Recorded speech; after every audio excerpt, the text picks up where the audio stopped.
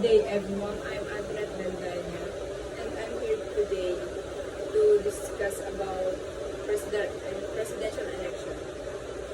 The presidential election is quickly approaching. Who will you vote for? Since she's a brilliant blue and magenta pink, she's not a dilawan. These colors describe her personality as well as her leadership style, which is forceful and compassionate. The vibrancy of these hues also represent a powerful appeal for change and the necessity for Filipinos to band together to reclaim the country's lost soul and depth. She is a politician, economist, and government official from the Philippines. She is the Philippines' 14th Vice President at the moment. Most Filipinos prefer past occurrences, past positive and negative, to determine whether or not to vote her. The person I'm referring is none other than Leni Robredo. Leni Robredo was the wife of the late Interior Secretary Jesse Robredo and represented the 3rd Congressional Delegation of Camarines Sur from 2013 until she was elected Vice President in 2016. I also have faith and hope in our country's future with the help of my president. Nonetheless, I understand that for us to have a better country, one must be accountable for who to vote for and who to delete, which highlights one's background to determine if they're eligible or not. How many times have I heard from others, why Lenny? What effect did that have? First and foremost, Vice Leni Robredo is the country's second president who has accomplished the most despite unlimited mandate and financing. She is also the type of person that does not use social media to be seen by others because there are people who are simply good in front of the cameras or on social media. And everyone who sees them praises them even more. This is according to his spokesman, Attorney Barry Gutierrez. In the thick of opposing groups' criticism that Robredo has not contributed as Vice President. According to Gutierrez, this was witnessed by millions of Filipinos who were assisted by VP Leni through the main anti-poverty program Angat Buhay and the OVP's COVID-19 response operation. Meanwhile, free consultation services at Bayanihan e-Consulta, free COVID-19 testing and at SWADCAB, other aid to medical frontliners, and the establishment of community learning hubs are available. Before joining the government, Leni Robredo served from 1986 to 1987. She worked as a researcher and economist in the Bicol River Basin Development Program Office.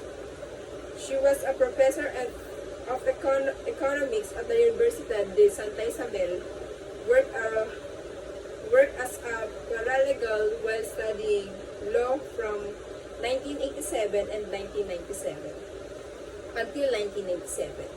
She worked at the Public Attorney's Office until 1999. After passing the bar test, providing legal aid, mentoring, and other legal programs are available to poor litigants to secure them free legal protection as guaranteed by the Constitution.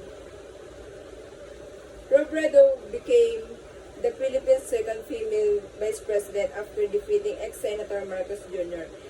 by a margin of 263,473 votes in 2016. The Supreme Court unanimously dismissed Marcos Jr.'s protest for lack of merit after a 5-year battle. Robredo was a member of Duterte's cabinet twice. Like the two vice presidents before her, she was appointed chairman of the Housing and Urban Development Coordination Council in July 2016. Because the president and vice president have irreconcilable disputes, Cabinet Sec. In December 2016, Leon Shaw Evasco Jr. texted Robredo, repeating Duterte's request for her to desist from attending all cabinet meetings. Because the order made it difficult for her to complete her duties in the cabinet, she resigned after 5 months. After criticizing Duterte's conduct of his drug war, he nominated Robredo as co-chairman of the Interagency Committee on Anti-Illegal Drug, or ICAD, in October 2019. After only 18 days on the job, she presented a 40-page study on how to close the gap in Duterte's drug war. Robredo gave Duterte's anti-drug campaign a 1 out of 100 rating for focusing on small-time pushers and users while missing out on the big fish of the drugs trade.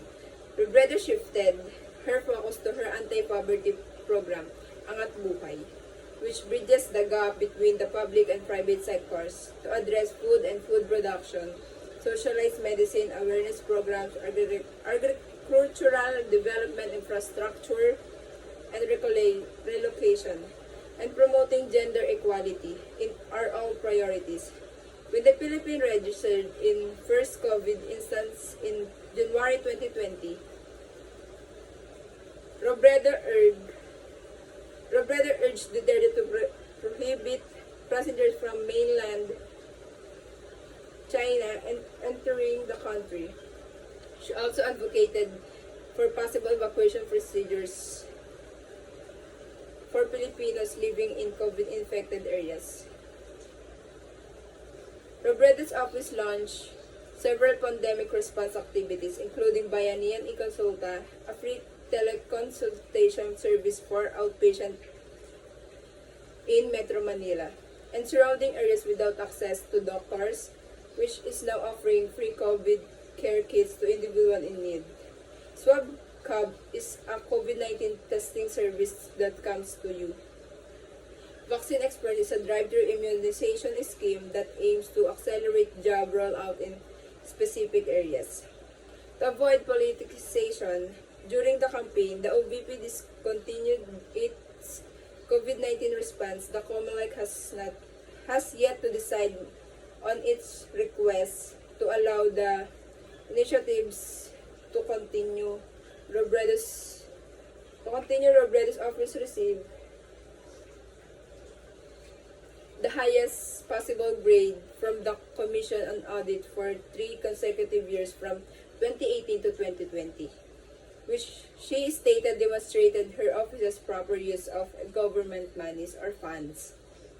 As a university student, I may not know the entire truth about the past, but I do have hope for the future of our country. For the time being, I am supporting Leni Robredo because I have done my study. I don't want to imply that she is our only hope because our goal for development is equally in our hands. Rather, Leni Robredo is a tool to assist us to achieve our long-awaited goal. I may support her today, but that doesn't mean I won't condemn her later. She is the only person in the country who has the knowledge, capability, and character to fight for women's rights. She has no history of corruption, and her only aim is for the Philippines to have a bright future. She always says that she just makes the certain top of everything. The day-to-day response in COVID-19.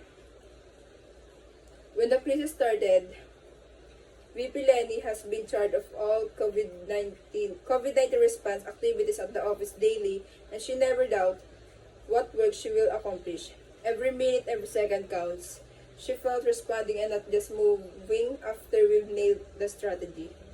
VP Leni wants us to move even if it's not the greatest strategy, and if there is a problem, we need to move forward or look forward to good. And we are here to stand, and we are on the side where we need to do all possible things.